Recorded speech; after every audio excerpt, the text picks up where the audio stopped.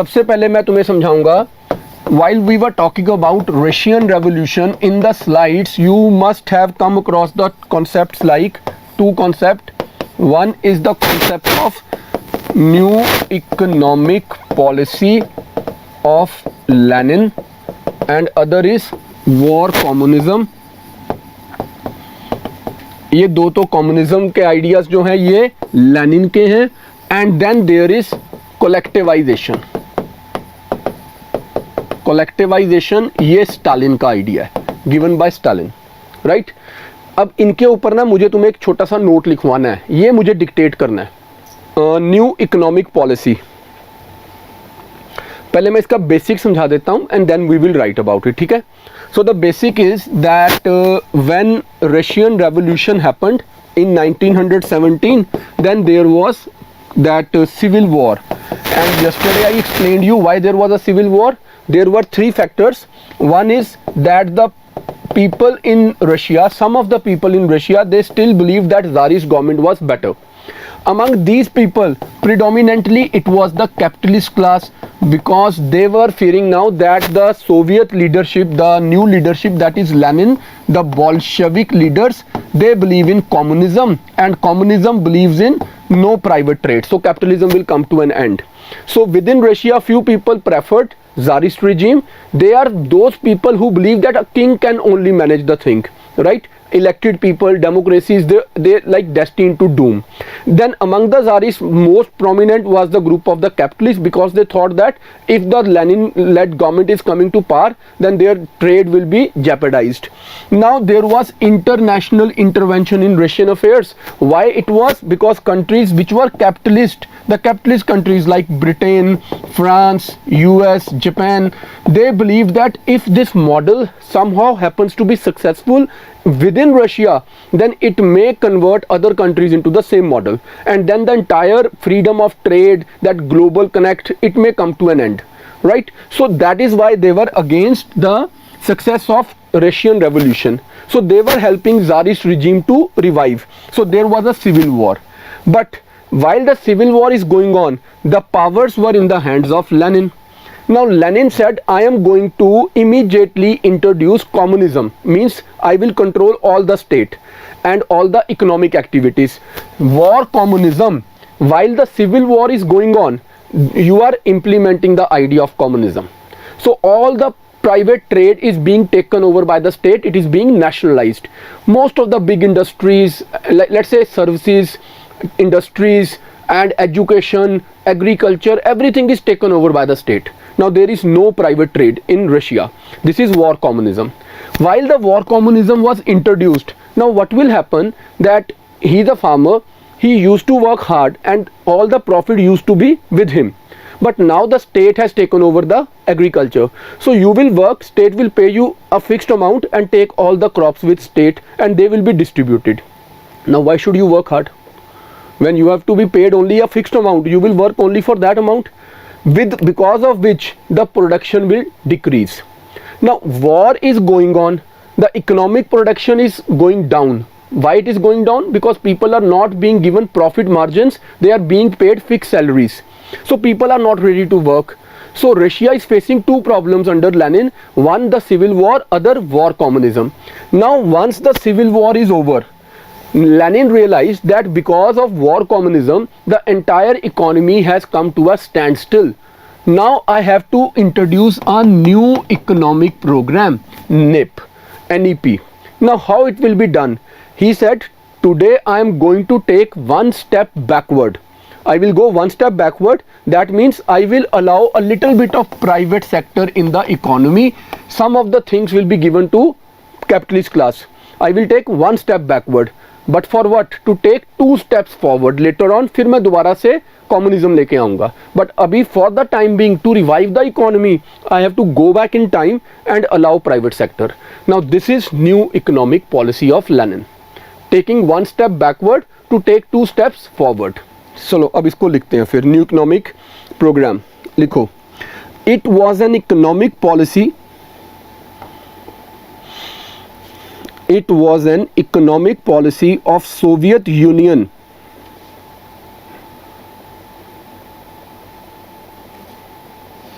It was an economic policy of the Soviet Union proposed by Lenin, Lenin, in 1921. In 1921, as a temporary expedient, expedient. Expedient is something that is very necessary, but yes, it is temporarily required, and then we will change it. Second point, Lenin characterized NEP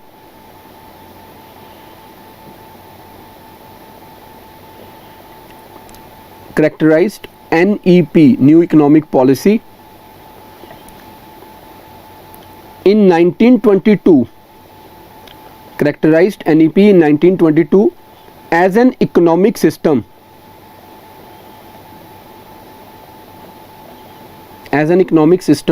that would include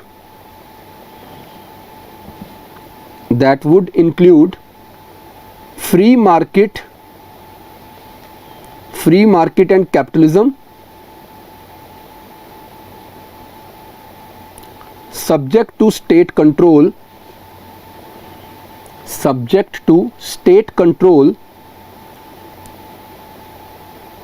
while socialized state enterprises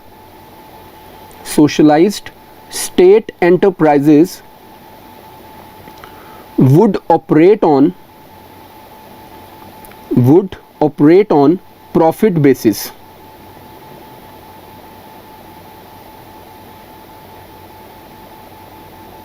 Third point, NEP, new economic policy. NEP represented a market-oriented economic policy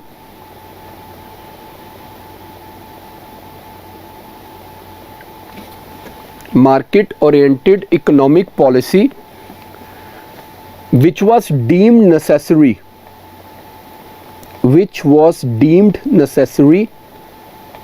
after Russian Civil War.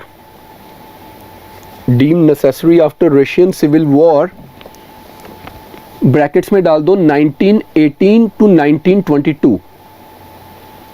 Russian Civil War 1918 to 1922, brackets बंद. To foster the economy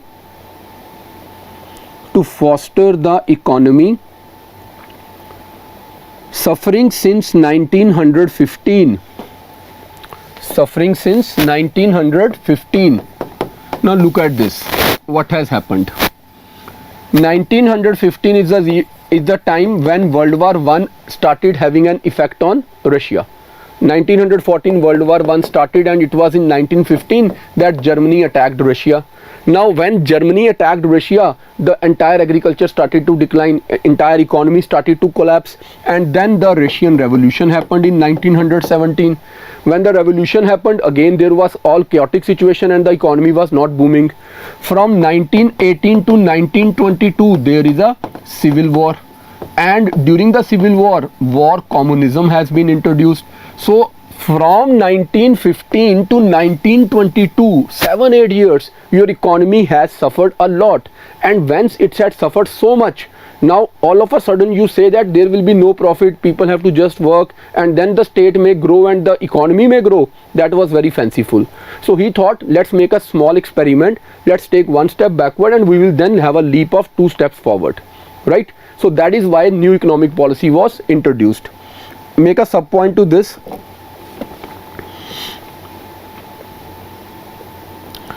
The Soviet authorities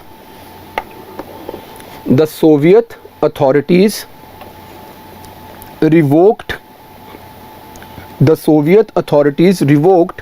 complete nationalization of industry,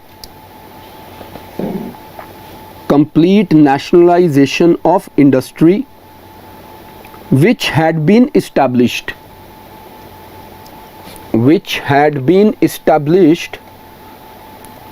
during the time of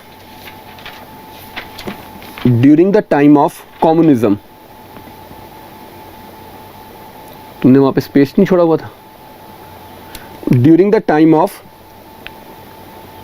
war communism brackets में 1918 to 21, during the time of war communism 1918 to 1921 brackets बंद, and introduced a system of mixed economy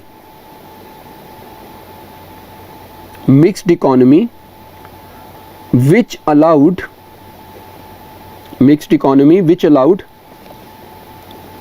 private individuals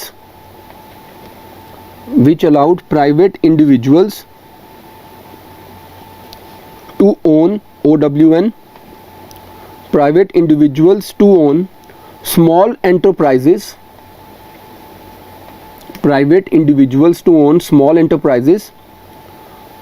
while the state continued to control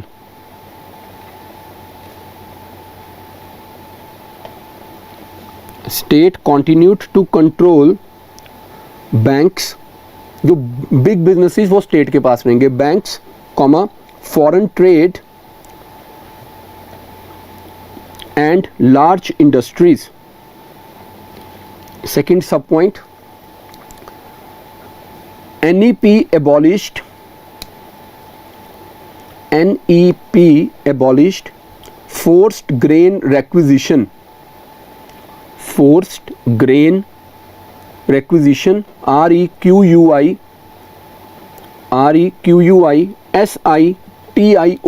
Now what is forced grain requisition? Means when the farmers will produce the crops, the state will go and bring everything with it. Forced grain requisition, whatever has been produced, state will take it over forcefully. It will not be left with the farmers.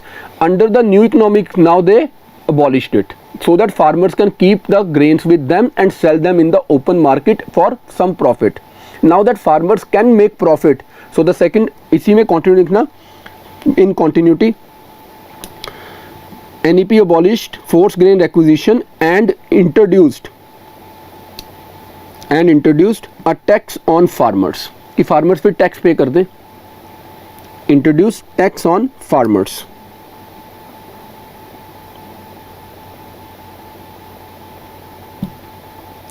Next main point, दो main points बचे हैं और. After NEP was instituted,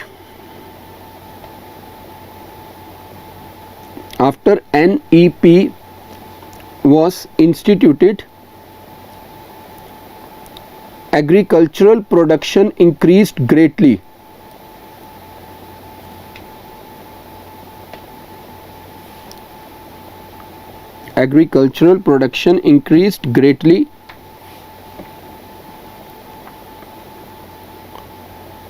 And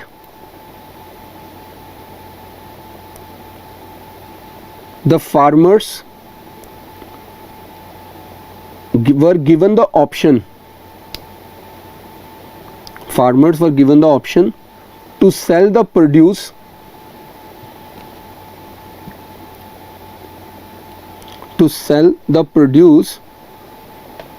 for profit.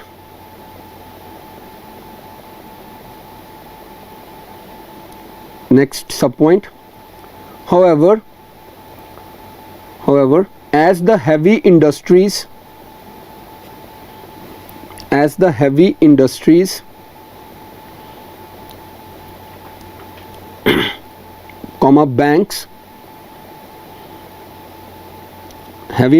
banks and financial institutions remained in the hands of state,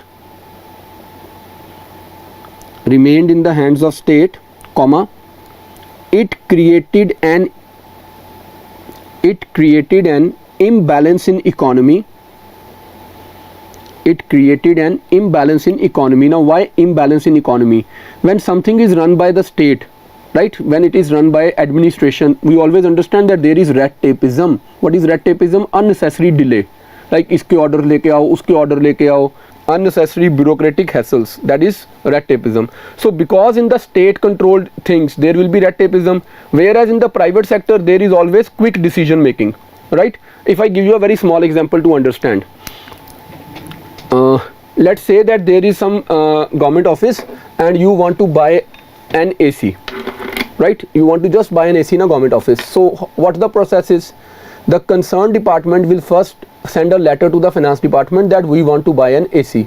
Finance department will then go for that tender thing कि let's invite 3 tenders and जो सबसे सस्ता मिल रहा होगा हम वही खरीदेंगे. Obviously we have to save money. So when the finance department will ask for the tenders, they will publish a news in newspaper, then they will meet the people and then the tenders will be opened, and once the tenders are open then they will place the order. When the order is placed, then the ACs will be installed. It will take somewhere around a month's time. And in a private sector, when I started my institution, I installed 3 ACs in a room. When the class started on the first day, there were 200 students sitting in the class, those good old days when there was no COVID, right? So there were 200 students, and when I came out my institute, my staff told me, sir, in that room we made 200 students sit and 3 ACs didn't work well, so it was very humid, very hot, and people were sweating. I just called up a vendor, I said, okay, install one more AC, and the same day a new AC was installed. So that's private sector. Had it been government sector, I couldn't have taken that decision in a haste. I would have required to follow all the procedures. So when it is state, it unnecessarily take times, whereas in private sector the things act very fast. So agriculture was privatized while bank and heavy industries were nationalized. So there was kind of imbalance. Because of this imbalance, the economy will not be able to grow properly. So let's complete the statement that we were writing. Created an imbalance in the economy where agricultural sector was growing much faster than heavy industry.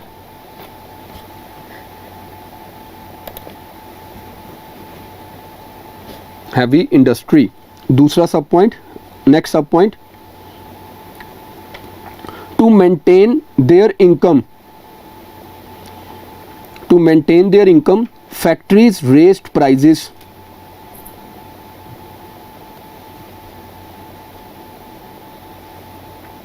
To maintain their income, factories raised their price, and due to rising cost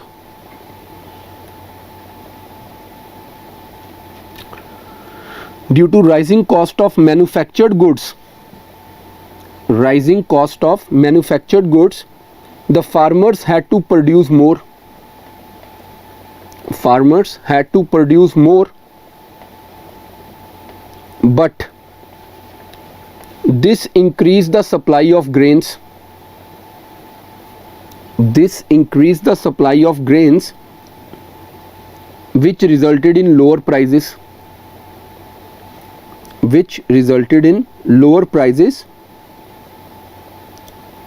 And thus created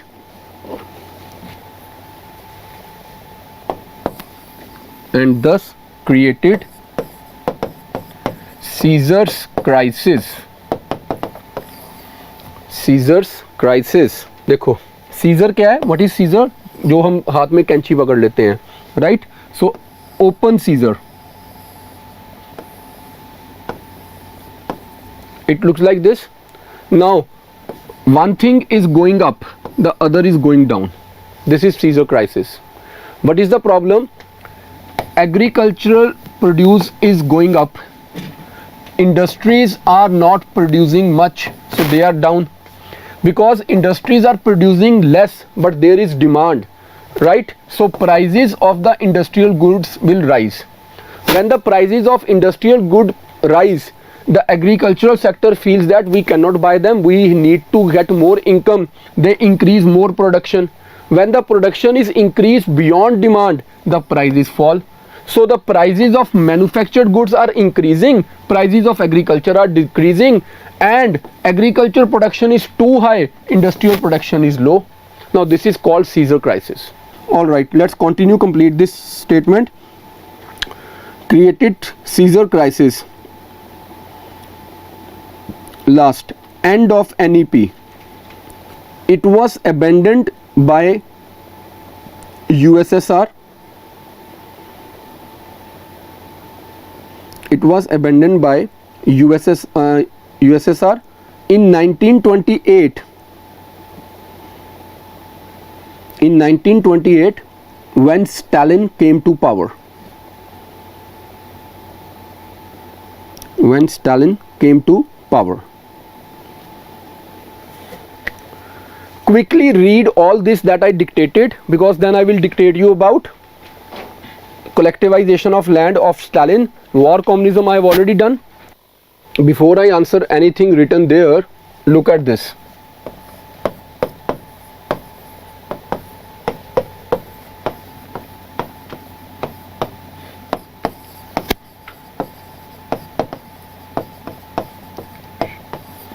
So there was Russia under Tsar.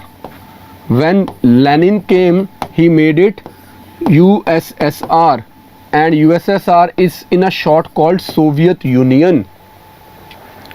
Now we will write a very short note on war communism. A separate note on war communism. Write about war communism.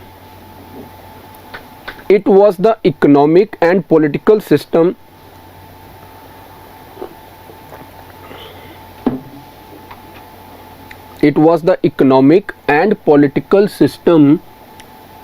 that existed in Soviet Russia.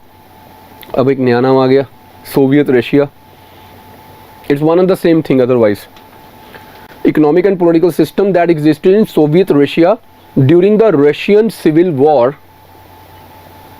During the Russian Civil War from 1918 to 1921. From 1918 to 1921. Second point, the Bolshevik administration. Bolshevik कौन है? Lenin की party. BOLSHEVIK. BOLSHEVIK. Bolshevik administration adopted this policy, war communism, to keep towns. Towns are where the workers work, the industries work. To keep the towns, and Red Army is in the cantonments or on the borders, and in the towns there are industries, and then there are villages for agriculture, towns for industries, army either on the border or in the cantonment areas. To keep the towns and Red Army stocked with food and weapons.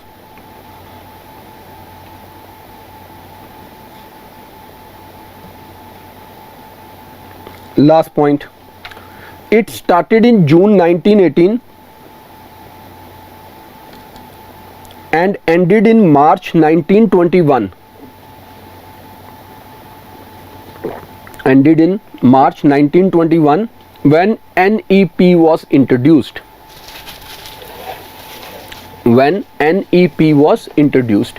Now if I give you a very simple explanation of what we have written so that you understand and then remember it, because there was this is war communism, that means there is some war going on. Now what war is? It is the Russian Civil War, the Tsarist forces, and ended in 1921 when NEP was introduced. It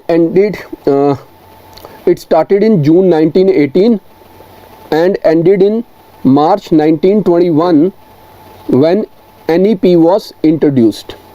So there is war going on. Now what we want is that agriculture should grow at one pace, right? And then we get that produce of agriculture through force. If state has to pay much prices to the agriculture class, then how will they feed all the soldiers who are fighting the civil war? And we want that the soldiers must get the food, and in the industrial towns the working class must also get the food, so that they keep producing weapons for the army. Now what is, as state, as a political authority, what I want is the agriculture must grow very fast, but the produce must be very cheap, so that I can bring all the food from villages and give it to the soldiers and to the industrial workers. Industrial workers will keep on producing weapons and the industrial goods, and the soldiers will continue fighting. That is war communism. Last है collectivization under Stalin. Collectivization under Stalin.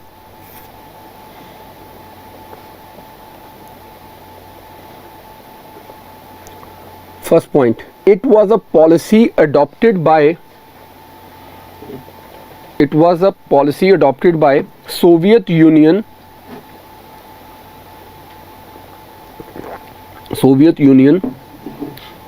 led by Stalin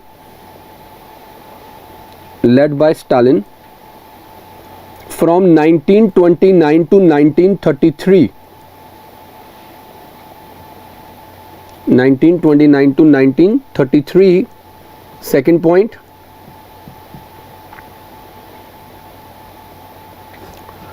under this policy the farmers were forced to give up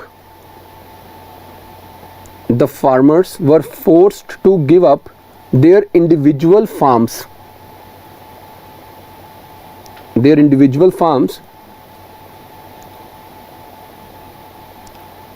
and join large collective farms. Next, it was introduced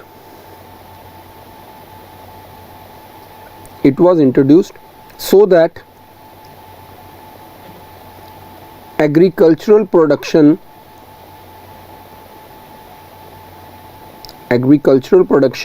can increase quickly. Agricultural production can increase quickly by using mechanical tools like tractors.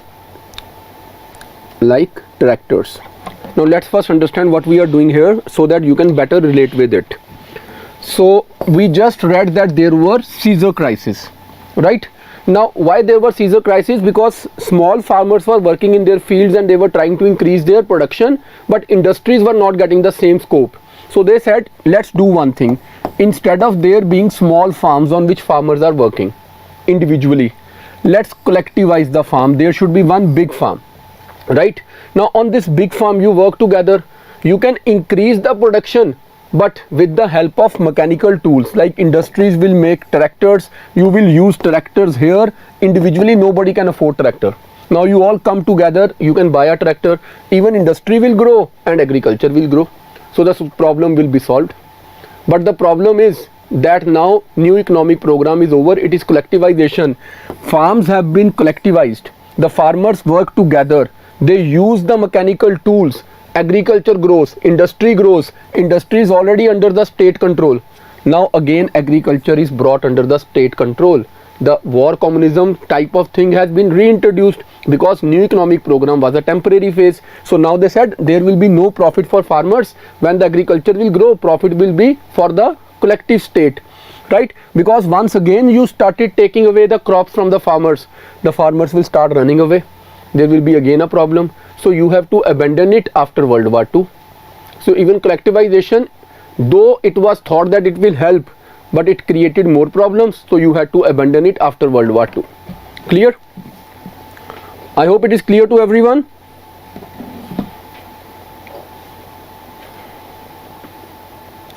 Next point. Under this system, the means of production like land, equipment, livestock, animal and everything, the means of production were to be totally socialized.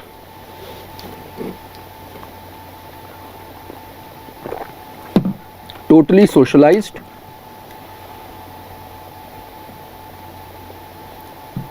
Next, however, the farmers started resisting the new program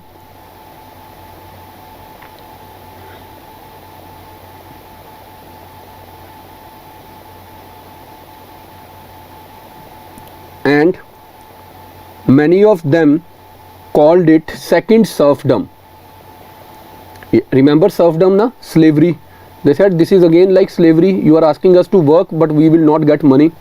Many of them called it second serfdom. Subpoint,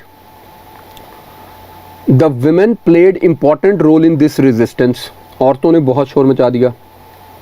The women played important role in this resistance.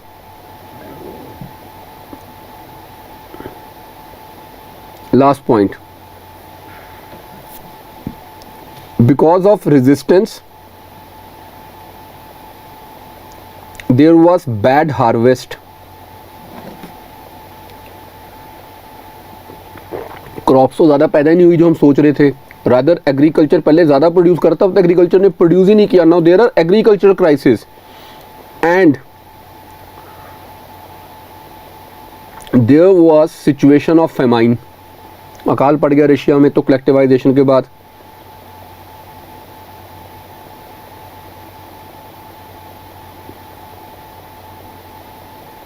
अब लिखो end of collectivisation.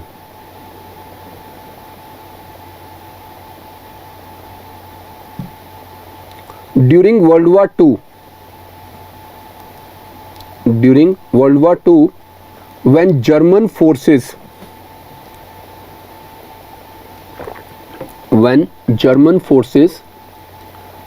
started occupying the territories in east of Russia or Soviet Union,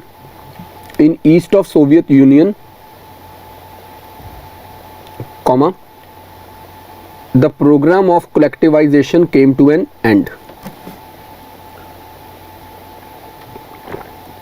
The program of collectivization came to an end. Now these were the things which I wanted to dictate because they are neither in slides nor they can be simply explained. They have to be dictated. Done? Now next I can explain the things without dictation. Something that I am going to explain today is a very amazing kind of a concept. So let's try understand. Before I move to Second World War, I will be talking about first that Locarno Pact. I will talk about Dawes Plan and I will talk about Young Plan. These are the three words which are there in the slides, but I haven't discussed them, I haven't explained them. So let's start with the Dawes Plan first. There are two things that you need to understand. One, the thing is called policy of appeasement. You remember policy of appeasement, everyone? It was towards Germany and other players who have been not treated very well in the Paris Peace Conference. So America is now very concerned. America is concerned that if the problem in Europe, the economic crisis in Europe, before, see, this is the time which is before 1929, before there was economic depression that started from America, right before that. So Dawes Plan is a like thing that happened before the great economic depression. Now what happened, America is concerned that if the European markets are not going to revive, there are many concerns for America. If the European markets are not reviving, one, there is no demand for American goods. Two, America has already given so much loan to Europe, then how will Europe pay it? So America thought, let's plan a very smart thing. We will give some more soft loans to the European countries. America will give some loans to Europe and America will intervene in the affairs of European nations and tell the countries, like we will tell France, we will tell Britain that please give some concessions to Germany. Let's not demand the huge amount of war reparations, that 6,600 million pound. Let's reduce it, right? Let's forgive Germany and don't crush Germany under that burden. So let's take an example. America say that Germany has to pay 100 rupees. Let's say that now Germany has to pay only 75 rupees, right? And already Germany has paid 15 rupees. In the past many years, Germany has paid 15 rupees. So now this is only 60 rupees. So Germany has to pay only 60 rupees. So America said, all right, now I will give 100 rupees, let's say, to Germany. America will give 100 rupees to Germany. America says, what I want Germany to do, Germany should give 30 rupees to France, 30 rupees to Britain and keep 40 with itself. How will now this help America. They have given 100 rupees as a loan to Germany. The moment they gave 100 to Germany, Germany gave 30 to France, 30 to Britain. Now what Britain and France will do? They will buy American products. So USA get orders for 60 rupees. So the 60 rupees come back to America, right? Even Germany need to buy few things. Let's say Germany will not give all the money to America. Germany also gave 30 rupees to America, right? So America got back its 90 rupees and still it has to take 100 rupees from Germany. Fine. Now the 10 rupees that are left, 5 Germany will invest inside so that even Germany can do something, and another 5 Germany might buy goods from Britain. When Germany buy goods from Britain, now Britain will get some money. Even Britain has to repay the loan to America. So now Britain will go and give 3 rupees to USA. So USA got back its 93 rupees and already 100 rupees are due towards Germany. So America was thinking on these lines. That is why the Dawes plan was made.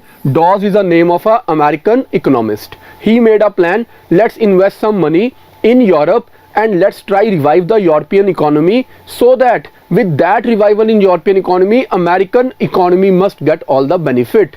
Similarly, that America made the Dawes plan and they gave money to Germany, but somehow the things as were expected, they couldn't work very fast and the economies were still not growing. So in 1929, little before that, economic depression came. Now what happens? The Dawes plan could not bring the desired result. It was in 1924, Dawes. 5 years have gone, not the desired result has so far been achieved. So another American economist, Mr. Young, he prepared a new plan, Young plan. He said we will again give money to Europe. But before this installment reaches Europe, before America sent the money to Europe, the American economy crashed. That great economic depression started. So the Young plan remained only a piece of paper. It was planned that America will invest more money in Europe, but this could not be done. I have made one more note on it. I can give you an additional note if you want to read in detail. I have a big note on it, not very big, a little detailed note. And then when we talk about Locarno Pact, listen to it. What is this Locarno Pact? This is Germany, right? Here we have France, here we have Britain, here we have Belgium, here we have Austria, here we have Poland, and then we have Russia, and here there is Czechoslovakia, right? Now under Locarno Pact, it is Italy, right?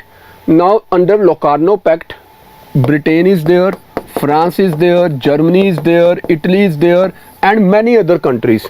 If you get this term, Benelux, it is Belgium, Netherlands, Luxembourg, right? Belgium, Netherlands, Luxembourg, 3 countries in Europe. Now what happened? Britain said that in this Locarno Pact, Britain said this boundary of Germany is completely freezed. There is no scope of any change on this side. The western borders of Germany are freezed. There is no scope of any change in future. That means Germany cannot ever think of having any territory in France or in Italy or towards Belgium. This side is totally freezed. But Britain said that we do not stand guarantee to the eastern frontiers of Germany. Britain is not guaranteeing the sanctity of the eastern side borders of Germany. Why? Britain wants Germany to move towards east so that they can attack Russia. Because Britain did not guarantee the eastern sanctity of the German borders, that is why Germany could take Austria, Germany could attack Czechoslovakia. Now when Germany attacked Poland, why Britain is fighting? Britain has not sanctioned the eastern side of the borders. And why they did not sanction? Because they wanted Germany to attack Russia one day, and if Germany moves towards the east, that idea of Lebensraum will always be lived by Germany. Now I am going to move to Second World War. Now you will look at the board and we will discuss something very important today. We are going to talk about World War II. If I talk about causes of World War II, now I will write some of the things here. You have to just tell me which of this has not been discussed or explained, right? First, harsh Treaty of Versailles. Have we done? Harsh Treaty of Versailles, it is done, guys. Do you want me to say or speak anything on it now? Or you know everything? Great. So first cause is Harsh Treaty of Versailles. Number 2, rise of fascist forces. Explained? Rise of Hitler and Mussolini, and they glorify war. So there is always now a possibility of war. 3, arms race. Germany is again making more arms, because of which Britain is again making more arms. Right? This is also clear now. Idea of nationalism. This idea of nationalism is, how can German people be left in Sudetenland given to Czechoslovakia or in Poland? So we want our nationalities back. Right? Then irresponsible press. Remember how press becomes irresponsible? If they keep telling you again and again, Germany has been humiliated at Paris Peace Conference, you have to take revenge, revenge, revenge. So obviously that is irresponsible press.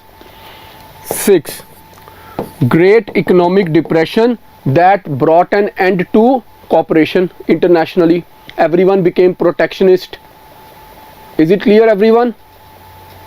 Great Economic Depression and the resultant protectionism all over the world. 7, failure of League of Nations. Failure of the League of Nations. Now these are the causes for World War II. Now tell me which we have not done. Policy of appeasement, इसका सब point बना देना. Policy of appeasement, rise of fascist forces. Now I am going to talk about consequences of World War II. Now listen to them carefully first. We haven't done it, but first listen what are the consequences, and then I will tell that how we are going to cover them. Number 1, the war ended. When the war ended, Europe became weak. Understandable? Europe has fought 2 world wars now, and in between there has been a great economic depression. So Europe has become very weak. So Europe became weak. Now how can weak Europe continue having colonial empire? So decolonization of Afro-Asian countries began. Decolonization of Afro-Asian countries began, and colonization and decolonization are the topics that I am going to cover tomorrow. Right? Said na, I will keep them separate. First we'll do colonization, then we'll do decolonization. Third, now that Europe is weak, Europe has lost its colonial empire, it became further weak. So rise of 2 new superpowers. Now which are these 2 superpowers? USA and USSR. USA and USSR, 2 new superpowers emerged on the world map. Now that there are 2 new superpowers, Cold War began. Immediately after World War, Cold War began. Right? When this Cold War began, now what was Cold War? USA and USSR are fighting an ideological war, that whether capitalism or communism is a better ideology. It was an ideological war. USA favoring capitalism, USSR favoring communism. Now when this ideological war started, both the superpowers wanted the newly independent countries of Africa and Asia to follow them, right, to become a member of their camps. But the newly independent countries, they wanted that we should control our own affairs and we should enjoy this independence now. Why should we become the followers of any superpower? So third world countries are the countries which became independent after Second World War. The countries which became independent after Second World War, they are called third world countries, like India, China and others. So the third world countries started non-alignment, NAM, non-alignment movement, NAM movement. This I will not cover in world history, because NAM is to be covered in 2 different topics. One is India after independence, that how Nehru formulated the new policy, and other you will cover in international relation, India foreign policy. So NAM is only explained here. I will explain it in a while, but yes, we are not going to dictate or discuss it in detail here. It is a topic of India after independence and India foreign policy. Then this is consequences. Europe became weak, decolonization of Afro-Asian countries began, rise of two new superpowers, Cold War and non-alignment. These are 5 things. Now 6, Europe has become very weak. Europe became very weak. When Europe became very weak, Europe realized that if we will not do something special now, then the problem will go further and we will be becoming the puppets. Moreover, Europe realized one more thing, that this idea of nationalism, that Germany is great, France is great, has brought 2 catastrophic wars. We have destroyed our own people because we were only and only thinking about nationalism. So let's grow bigger. Let's talk about supranationalism. And because of the idea of supranationalism, the idea of European Union developed. And it started developing from 1950s only, and by 1990s there was European unification, which is also the topic that we'll cover today itself, right? So there was idea of European Union that emerged after this. 7th, now that we realized that the League of Nations failed, we need to improve it, so we created United Nations. After after the Second World War, we created United Nations. Under United Nations, we started talking about human rights, the way Hitler treated the Jewish people, the genocide of the Jewish race. So now we have to take special care of the human rights. So the Universal Declaration of Human Rights on 10th of December 1948 was made by United Nations. Now we understand the idea of human rights. Next, another very important thing, the world saw something very new. Nuclear age began. Nuclear bombs were dropped on Hiroshima, Nagasaki in Japan. So the nuclear age began. So these are the consequences of World War II. Here I am going to talk about Cold War. So we are going to talk about Cold War, and the time of Cold War is 1945 to 1990, right? Now what has happened? Now let's try understand. First they may ask you, can you define Cold War? What is definition of Cold War? So the definition of Cold War is that it is an ideological war. It is not a hotly contested war that you pick up your weapons and you start fighting with someone. No, it is not. It is just an ideological war. Whose ideology is better? You have to prove it. How you will prove it? Through a proxy war. Now what is proxy war? You will not come on the borders like USA and USSR not going to come to each other's border or invade each other's country and fight a war. They will just use their intelligence agencies, secret agencies, to weaken their enemies like CIA and what is the agency of Russia? KGB, right? They will use, like in India and Pakistan case, we use RAW and ISI. Okay, so you will use your intelligence agencies, secret agencies, to weaken your enemies. So it's an ideological war, it's a proxy war, it's a war of intelligence and secret agencies rather than the war of your armed forces. This is what we mean by Cold War.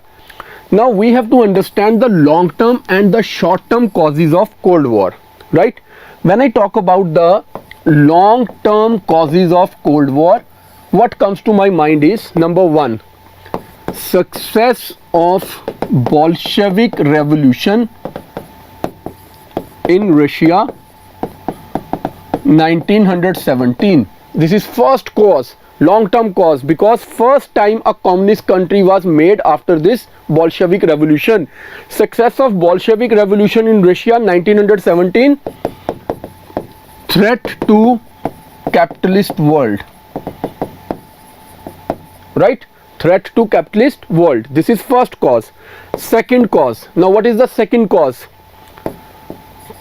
Capitalist forces supported Tsarist forces during civil war.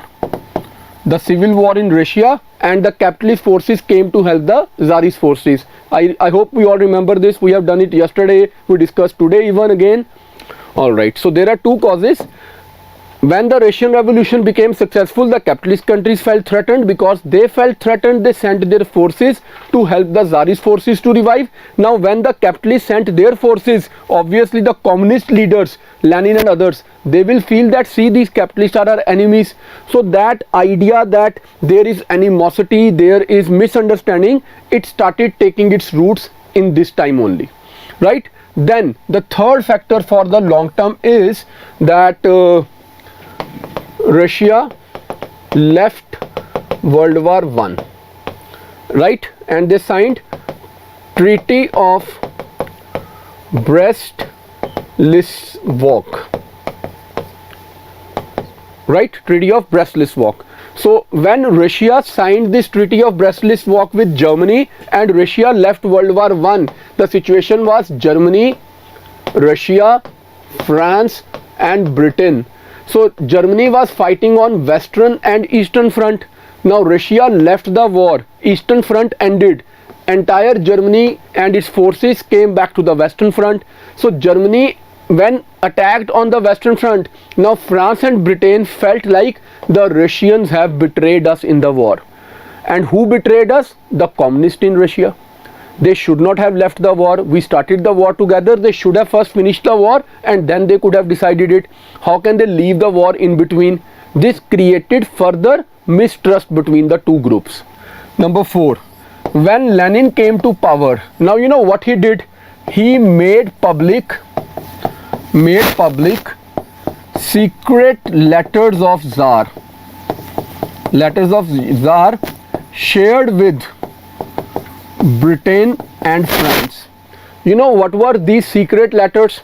In these letters, the Tsar, the Russian Tsar Nicholas II, he had been talking to the British and the French ministers, leaders, that this war which we are fighting today, right, the First World War, which we are fighting today in the name of democracy, I understand that this is nothing democracy.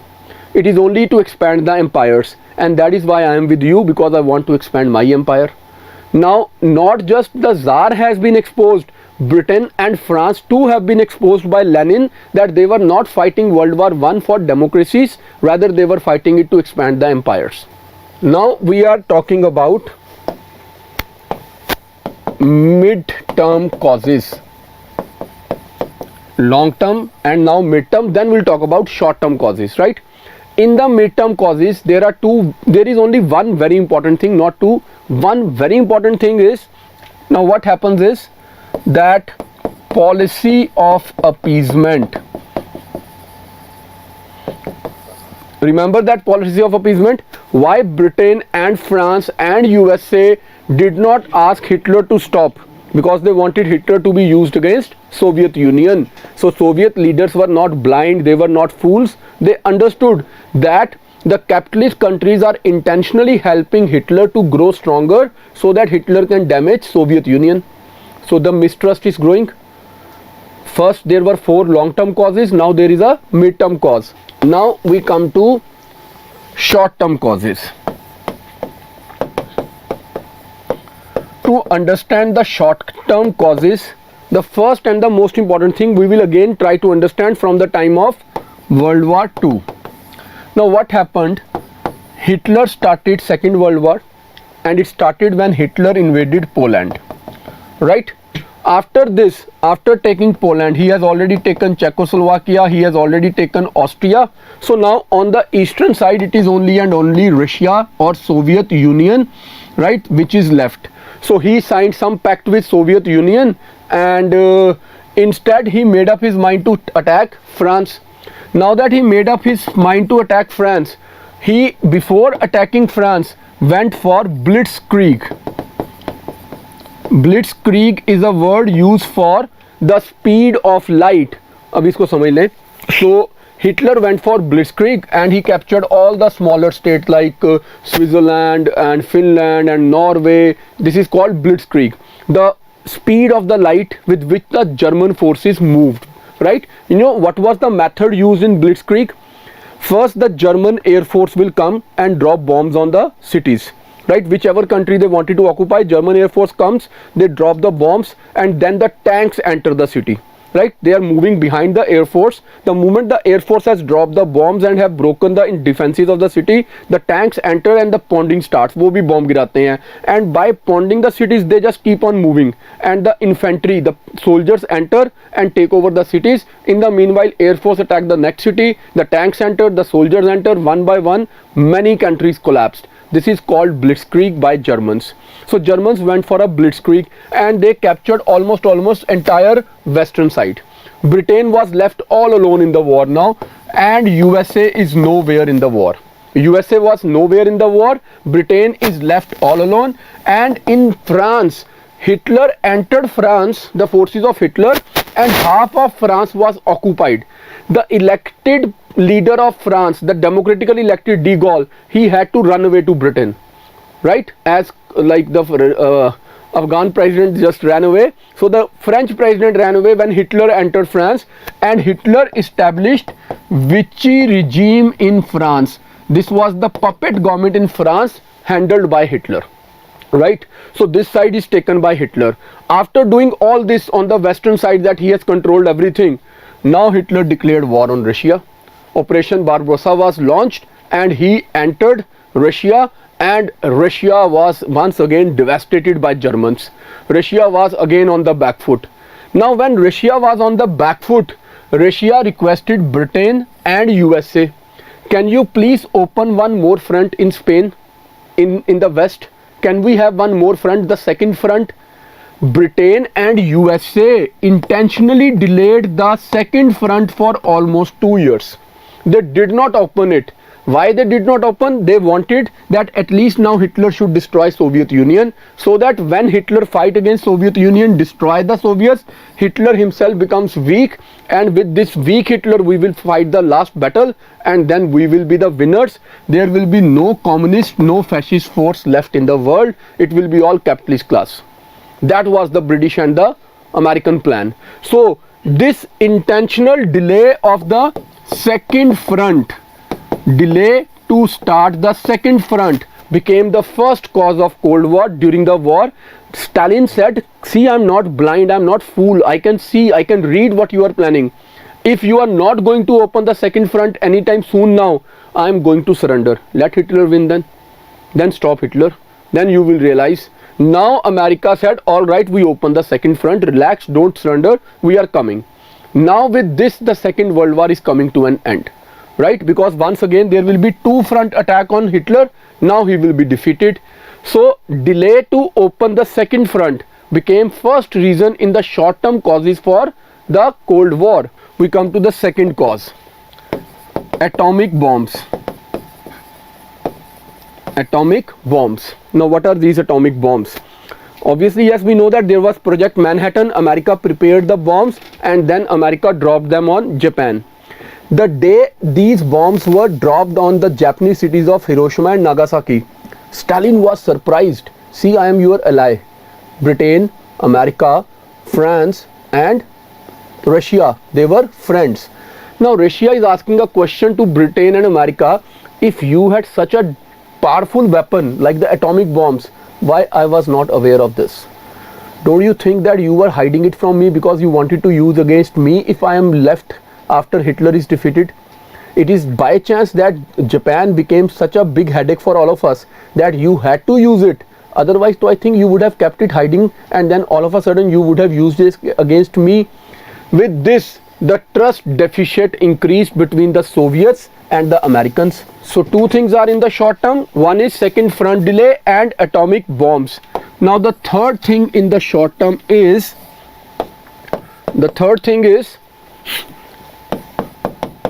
Atlantic Charter. Now what is Atlantic Charter? Atlantic Charter is that in 1940, the World War is still going on. British and American president and prime minister met in the Atlantic Ocean on a ship and they signed a pact. The pact was that once the World War will come to an end, we will defeat the fascist forces. Both of us will stand for democratic world order. Both of us would like to have democratic countries all over the world, and even to democratize the international relations, we will now have United Nations. So it was decided in the Atlantic Charter by Britain and USA that when the war will end, there will be a democratic world order. Everywhere people will get the chance to choose their own governments, and a United Nations will be made. Now they have decided that it will be a democratic world order. Now after this I will explain you some events of World War II, and then we will come to this point once again, right? Now that World War II started, Hitler first attacked on the Western Front, defeated everyone, then attacked on the Eastern Front, and Russia was on the back foot, USSR was on the back foot. Then after 2 years, USA entered the war. Why USA entered the war now late? Because when Japan was a very big power at that time, before World War II, and they were a big colonial power, big imperialist power. They were expanding their territories in every nook and corner. Now Japan became a threat to USA in the Pacific region, because USA thought that Japan can be a threat in future. USA decided to put oil embargo on Japan. That means no country will give oil to Japan. This is what USA declared. Now that Japan is not getting oil, Japan became very much annoyed with USA.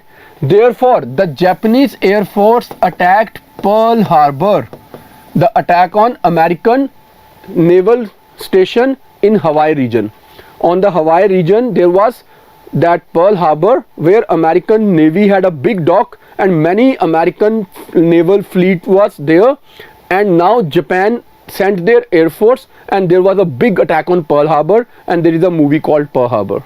In case you have time on Sunday, you can watch that movie. So when Japan attacked USA, now USA entered World War II. Because it is attacked by Japan, so USA will be against the groups. So there were two groups in World War II. One group is called Central Powers or the Axis Powers. In the Axis Powers, we had Germany, Italy, Hitler, Mussolini and Japan, Tojo, right? Three dictators, three totalitarian states. And then there were the Allies, and the Allies were Britain, France and Russia, and later on joined by USA, right? Now USA has problem against Japan, so it will obviously enter against Italy and Germany as well. So these were the two groups that entered World War II. Originally started by the Axis powers, Germany, Italy, Japan, against the Allies, Britain, France and Russia, and then USA entered the side of Allies. Now what happened? Hitler started the war, and when he started the war, Germany, as I said, first took over the western side and then attacked Russia, and Russia was on the back foot. At this point of time, they were asking for the second front from Spain side, and finally USA started the second front. USA played very smart, very smart when they started the war. They said, see, there is Germany, there is Italy, there is Japan. Japan has taken direct panga with USA. So USA said, we will teach them the best lesson, that's all right. But first let's deal with these two fascist forces in Europe. Because till the time we free Europe of fascists, we just cannot focus on Japan. So they said, out of these two, Germany is more powerful. We have to first eliminate Italy. Italy has deep interest in Africa, right? Italy had very deep interest in Africa. So USA made a very wonderful plan. The plan said, British Navy along with American Navy, they will control the sea between Africa and Europe, right? Now British and American army will be sent to Africa, where they will start attacking those areas where Italy has keen interest. When Italy's interested region will be under attack, Mussolini will be troubled. When Mussolini will be troubled, he will ask Germany to help.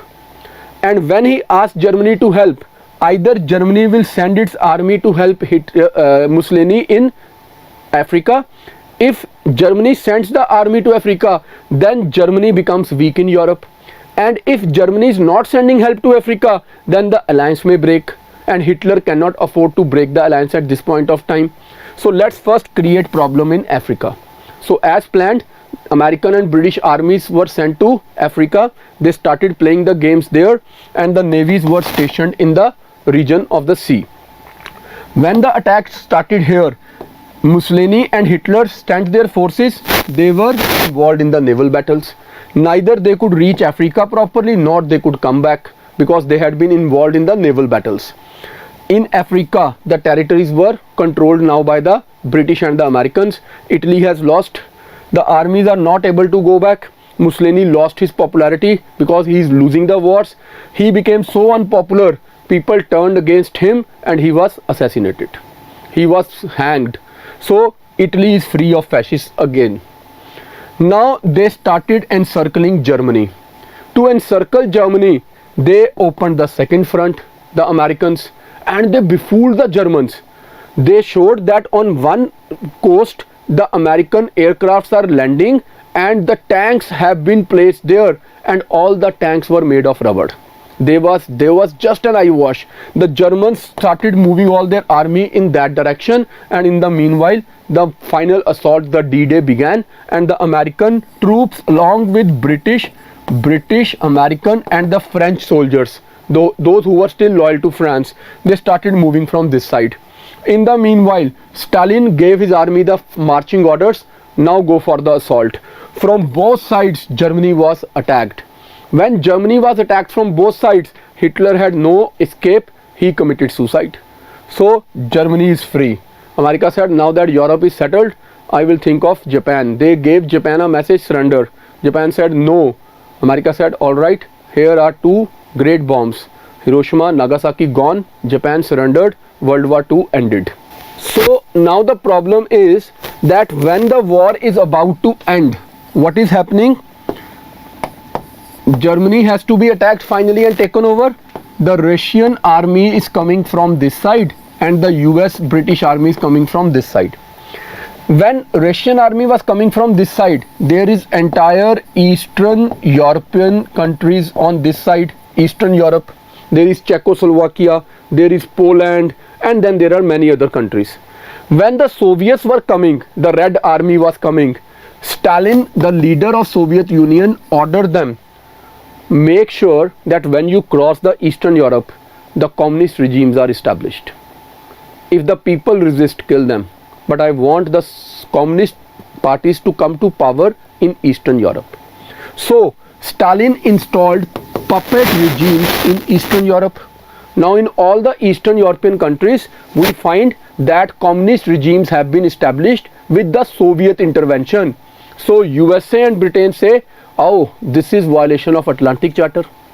Because we said there will be democracies, people will choose. How can Stalin impose his puppet regimes in Eastern Europe? This is very bad. We cannot tolerate this. From here started the Cold War. Now we are going to talk about unfolding of Cold War or the events of Cold War. Now when I talk about unfolding or events of Cold War, we have come to 1945. World War II has just ended. In Eastern Europe, Soviet Union has installed the puppet regimes. Britain has become very, very weak. The weakness of Britain can be now understood in a point that they are even ready to give India freedom. Right? They have become so weak that they are ready to give freedom to India. USA is still thinking that what next is to be done. Nothing has been planned. Now the outgoing Prime Minister of Britain, Churchill, right? Churchill is the outgoing Prime Minister. He said, what I realize is that an iron curtain has fallen on Eastern Europe. Now what is Iron Curtain? While explaining you Iron Curtain, I am going to tell you something about the concept of open society and closed societies. Right? This is something that you perhaps read in newspapers. There is a concept of open society and there is a concept of closed society. America says, see, in our country, in Britain, in America, we have open society. Now there are two dimensions of open society. There is merit, which is recognized. There is a person by the name of Dhirubhai Ambani, who is an ordinary man, not a rich man by birth. But then there is such an open space in this society. If he has merit, he can become the richest man in the country, perhaps the top 5 men in the world, right? This is open. Now we do not favor anyone, we give everyone equality. That's a sign of open society. 2, we give people all the rights, freedoms, right? Rights and freedoms. They can choose their representatives, they have choice that this party or that party, they have freedom of speech and expression, they now have freedom of internet and everything, right? Whereas in the closed societies, what is the merit? Is it recognized or not? No one knows. Why? Because the rights and freedoms are restricted in the name of communist ideology. Look at North Korea, look at China, they don't even give proper access to internet. So these are closed societies, these are open societies. So the British Prime Minister Churchill says an iron curtain has now fallen on Eastern Europe. That means along with Soviet Union, when the communist regimes have been established in Eastern Europe, even they have become the closed societies. We are not sure what will happen in this side of the world, what they are thinking, what they are planning, because now they are closed societies. So British Prime Minister, outgoing Prime Minister is saying, Mr. Churchill said, as an iron curtain has descended on Eastern Europe and Britain finds itself weak not to handle the situation that open societies must prevail all over. So Britain asked the USA to take the responsibility to save the world. From here on, USA will assume the role of global policeman, that I will handle the situation internationally. If there is problem in Iran, I will come. If there is problem in Saudi, I will come. If there is problem in Vietnam, I will come. If there is problem in Afghanistan, I will come. If there is problem in Syria, I will come. So that's the way USA became a global policeman. Now that USA becomes a global policeman, it took the challenge that yes, I will handle the situation. This is 1945. USA is planning to take up the responsibility. In the meanwhile, this is Germany, and within Germany, this is the city of Berlin. Now the Soviet armies reached Berlin, American army reached Berlin, Soviet Union, America, Britain and France. All the 4 armies reached Berlin together. When they reached Berlin, they decided to divide Berlin into 4 parts. One for US, one for Soviet Union, one for Britain and one for France. And I hope you understand, a city cannot be so neatly divided. There are roads, there are buildings, there are other things. So it will be kind of something like this, right? Then USA, Britain and France said this is one part. Soviet Union said this is another part. So now city of Berlin is divided into 2 parts. One Soviet controlled, other America's controlled. Now that this has happened in Berlin city, the problem is that USA is talking about spreading the idea of capitalism.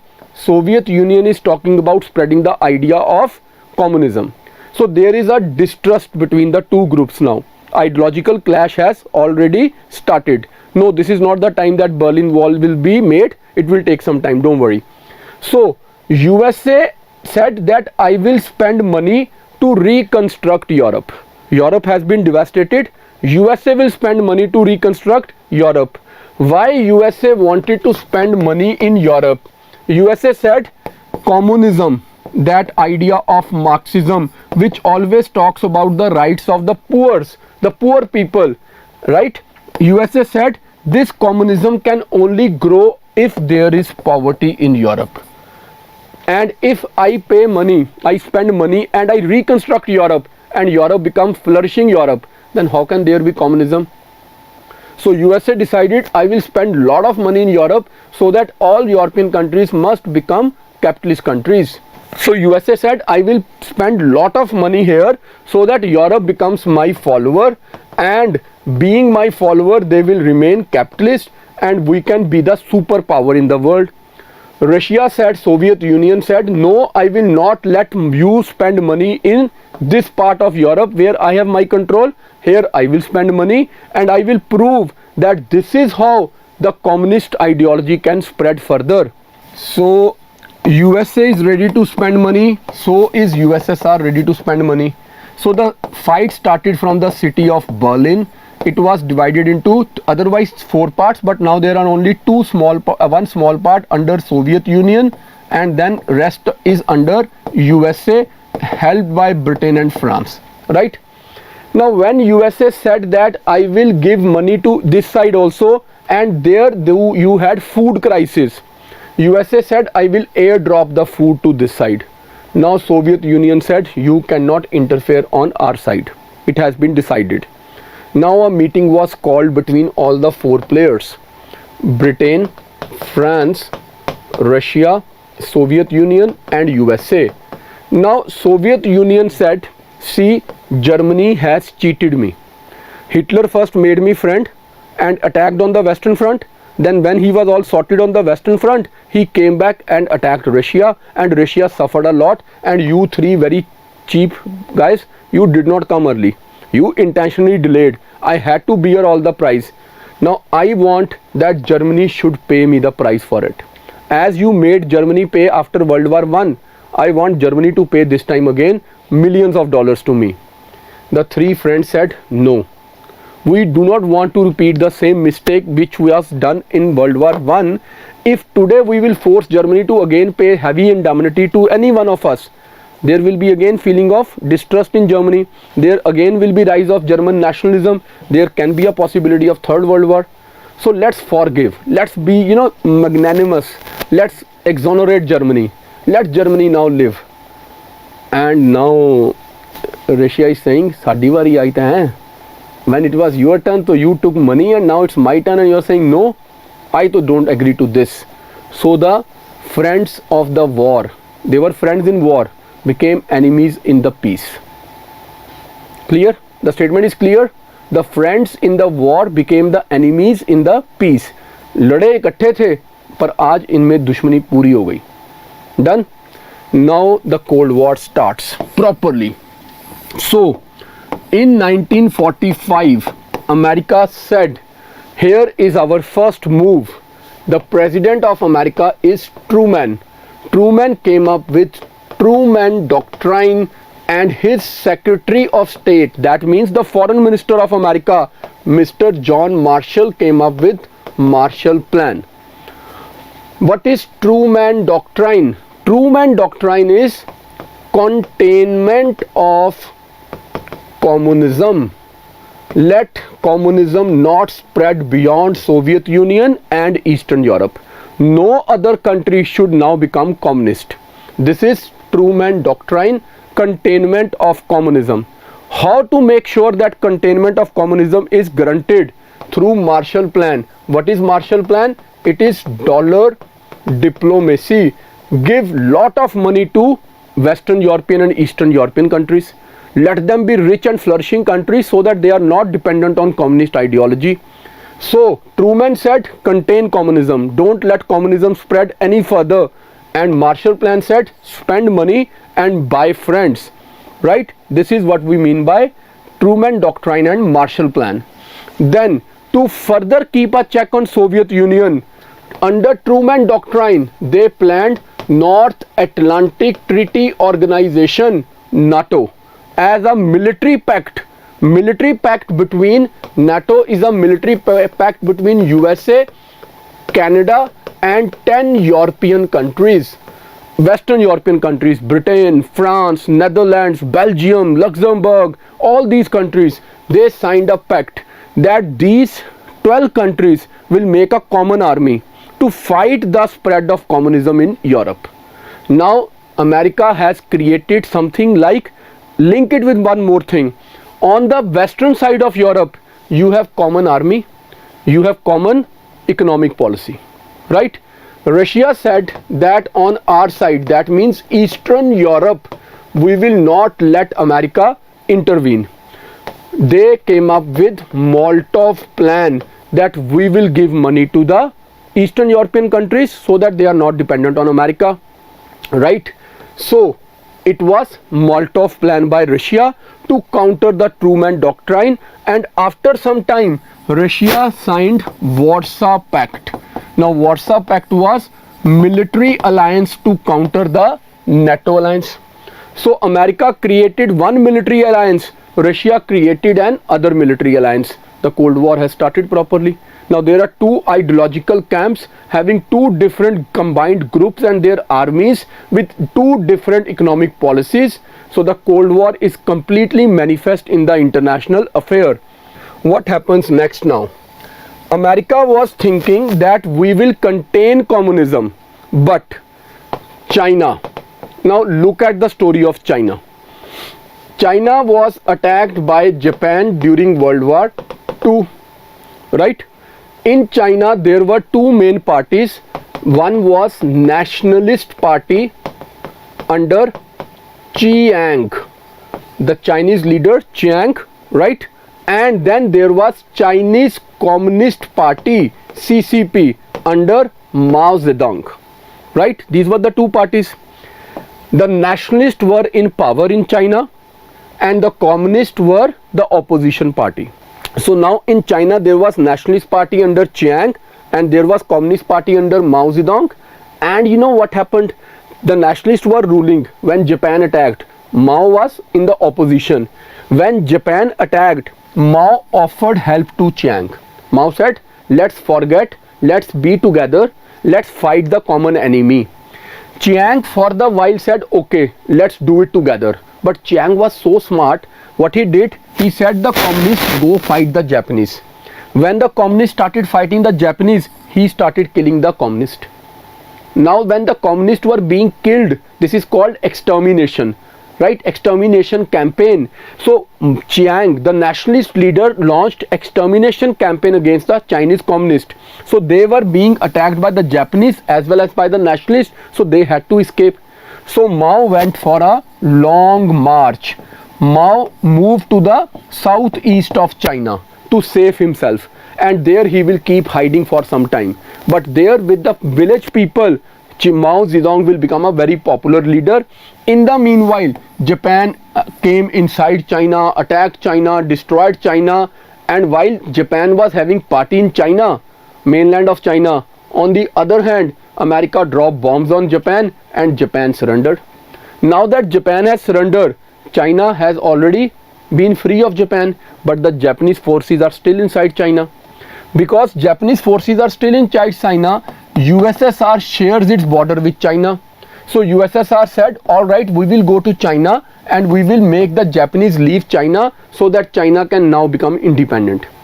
When the Soviet Red Army came to China, they said, where is my friend Mr. Mao? Come, let us make you the president of China and let this man Chiang run away from China now. So the Soviet army intentionally gave all the power and support to Mao, and Mao became the leader of China, and the Chiang, who already was the leader of China, he ran away to Taiwan. Now that is why China talks of one China policy, that Taiwan is part of China, whereas Taiwan says no, we are not part of China. You became communist, we did not want to be communist. That is why America till date helped Taiwan. So in China, the Communist Party came to power. What America was saying, containment of communism, that it must not spread. Now it has come to China from Eastern Europe and USSR. Now even China is communist. So what is the policy of containment? Where there is containment, communism is spreading. So America is worried now that we never wanted that this communist ideology should spread beyond Europe. Now so it has come to Asia as well. China has become communist. So America said, in future now, if there will be anywhere spread of communism, America will come and intervene, right? We will not stay back, we will come and fight. In the meanwhile, America is just talking, and in Korea, the Korean War started in 1955. Within Korea, there were again two parties, the Liberal Party and the Communist Party. The liberals wanted to follow American system, communists wanted to follow the systems of Russia, Soviet Union. So they started fighting. When the Korean War started, because now China has become communist and it shares border with Korea, China sent army. With the help of Chinese army and Soviet money and weapons, the Korean peninsula was divided, and now we have North Korea and South Korea. North Korea is communist and South Korea is capitalist. And till date, America is friend with South Korea. China and USSR, they are friends with North Korea, and North Korea is the most beautiful state. Kim Jong is the most wonderful leader world has ever seen. So today USA realized USSR has become so powerful that they control Eastern Europe. They have their communist brothers in China. Now even North Korea has become a communist state. Now USA said, if hereafter even a single action is taken by communists, America will declare war. We cannot tolerate now any further spread of communism. In 1970s in Vietnam, the communists started raising their head. Up to 1970s, Vietnam and the surrounding area was under the control of France. Now they were fighting for their independence. When they were fighting for their independence, France now has to leave. When France wanted to leave, now who will rule Vietnam? Communist or the capitalist? The Europeans wanted the capitalist, and Soviets and the Chinese wanted the communist to rule. This led to Vietnam War, and America sent its army. And the America invaded Vietnam. Now that in Vietnam American army was sent, the Vietnamese people, they went for guerrilla war. What is guerrilla war? They fought underground war. They were not coming in the open, but they continue fighting against the Americans, and the Americans started bleeding there, right? They were dying, right? Now that the Americans were dying, the Americans, as they did in Afghanistan now, they had to run away without settling the things in Vietnam, and America lost its prestige in Vietnam during 1970s. Now America is on much deeper back foot, right? America is not able to contain the spread of communism. Communism has come from Russia to Eastern Europe to China to Korea, now to Vietnam, and America can do nothing. America is in deep trouble now. In the meanwhile, Soviet Union took a new leap. They launched first man-made satellite in the space, Sputnik. Sputnik was sent in the space. Now the space war has started. The Americans have been left much behind by the Soviets. The Soviets are spreading communism. The Soviets have reached the skies. Now the Americans said, how we have left behind? So Americans said, all right, we are sending man to moon, manned mission to moon. Neil Armstrong will go and land on the moon. And the American moon mission was launched.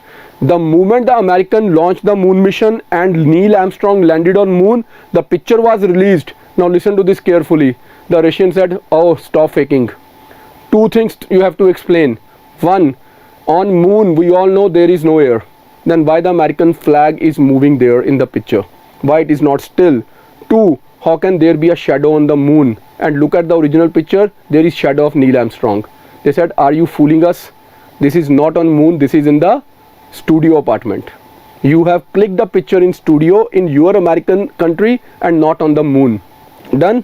Now America said, sorry, we have to do something. This is enough now. So America will plan something big now. What big America can plan? America said, see, USSR is becoming a headache for us. They are becoming a big competition. On the borders of USSR, there is Afghanistan, right? There is now a Soviet-sponsored communist regime in Afghanistan as well. Let's start the game from Afghanistan.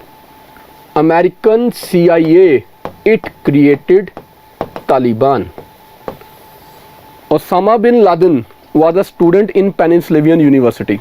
He was doing engineering. The Americans said, oh man, you have to become a big man in life. We will train you, don't worry. So all were trained by Americans. America got help of Pakistan because Pakistan wanted American help against India. Right? Because Pakistan got help from America, India by default has to now tilt towards Soviet Union. So we became friends with USSR, Pakistan became friends with America. With the help of Pakistan and Pakistan's ISI, America created Taliban. You can go back and check on net. In the New York Times on the front page, one day from the side of Pakistan, Osama bin Laden enters Afghanistan with the army of his Mujahideen, holding rocket launchers, grenades and machine guns and all the weapons, and the headline is the agents of peace enter Afghanistan, कि अब ये अफगानिस्तान आएंगे और वहाँ पे piece restore करेंगे against the communist intervention in Afghanistan. Then the Taliban started fight against the Soviet-backed communist regime. It was toppled. Now that it has been toppled, USSR has to send its army to fight Taliban. When USSR sent its army to fight Taliban, all the countries in the USSR is not one country, it was a group of countries. There was Russia, there was Ukraine, there was Latvia, there was Estonia, there was Kyrgyzstan, Uzbekistan, Turkmenistan, Tajikistan. All these countries were part of one USSR, in which the biggest country was Russia. So all these Muslim countries, they will obviously feel bad that why are you fighting against our Mujahideen brothers? Now there is a bigger problem within USSR. America is successful. USSR is bleeding. They did not have this much of money. They tried to continue fighting against the Americans. They continued with the space war. They continued giving money. They continued giving weapons. But they could not reach the standards of USA, because USA is a capitalist country. USSR is a communist country. They do not work on profit. So they became economically weak, whereas they were economically very strong. They can do all this. They can support the terrorists and everyone. Soviets couldn't do it, even though they were doing it, but they couldn't do it for very long. Now what happened finally is that USSR has become very weak. When USSR became very weak, the president Gorbachev, right? Mikhail Gorbachev, this is the USSR's president. He said, now that we are not that strong, I don't think that we can continue with the Cold War with the same zeal. So I am going to change some of the policies in Russia. One is called Glasnost and other is called Perestroika. Glasnost and Perestroika. You will get the spellings in the sheet, right? There is Glasnost, there is Perestroika. He said, I am going to open up the societies. No more closed society in Russia. People can read any book, people can watch any television channel, people can do anything. And at the same time, they agreed that yes, we can seek loans from outside. Now Russia has acknowledged that we are weak, and they started asking loans from Western European countries. When they started asking loans from Western European countries, the other countries which have come together with Russia to make it USSR, as I named them, Latvia, Estonia, Lithuania, Crimea, Ukraine, Belarus and Uzbekistan, Kyrgyzstan, Tajikistan, Turkmenistan, they said, then why are we with you? If you are not able to sustain the economies, why are with you? Before they could do anything, all the Eastern European countries like Czechoslovakia, Poland and all of them, they said, why are we then being controlled by you? Why shouldn't we go and join the camp with Western Union and Americans and get money from them? When you are asking from them, we can ask directly get it from them. Then why we should get money from you? Before this man became the president of USSR, there was a problem. The problem was that in Russia it was decided that whenever any Eastern European country will revolt, the Soviet army will go and crush it. If there is a revolt in Poland, Soviet army will go. If there is a revolt in Czechoslovakia, Polish army will go. If there is a revolution in Greece, Polish army will go. Now Gorbachev said, no, from today I will not interfere in Eastern Europe. If they want to go away, let them go away. Let's not force them. He was like a emotional, romantic man. He said, if you love someone, set them free. If they come back, they are yours. If they not, they were never yours. So let them go if they are not mine. Entire Eastern Europe started revolting against Soviet dictatorship. All of them said we want democracy. All of them said we want democracy. Now that they are talking about democracy, there were revolutions in Eastern Europe because by far there is communist government. People are talking about establishing the democratic regimes. So there were revolutions in Eastern Europe. The leaders of Eastern Europe were asking Gorbachev to send army. He denied. Entire Eastern Europe turned democratic. They joined American group. Looking at this, the leader of Russia, now what was the system? This is USSR. There is one Russia and then there are other countries. All countries have their prime minister, including Russia. All countries had prime ministers, but together they choose one president who is the president of USSR. At this time, the country called Russia, the prime minister was Boris Yeltsin.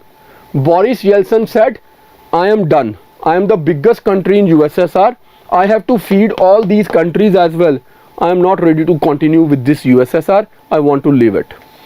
Gorbachev said, all right, as you say, sir. So let's break the Soviet Union. 1990, Soviet Union broke down. Now the biggest joke of the century. The moment USSR broke down because of Gorbachev, the American President Bush Sr., he called up Oslo, Norway, where the Nobel Peace Committee sits. He said the brother deserves the Nobel Peace Prize.